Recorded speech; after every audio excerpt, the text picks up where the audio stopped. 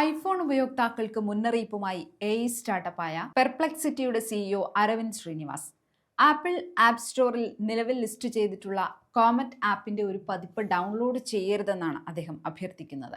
ആ വ്യാജ ആപ്പിന് പെർപ്ലെക്സിറ്റിയുമായി ബന്ധമില്ല.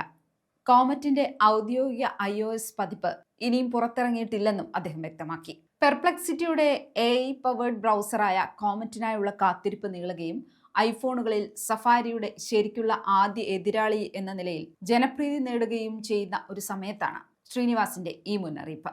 കോമറ്റിന്റെ ആൻഡ്രോയിഡ് പതിപ്പിന് ഇതിനകം മികച്ച സ്വീകാര്യത ലഭിച്ചു കഴിഞ്ഞിരുന്നു.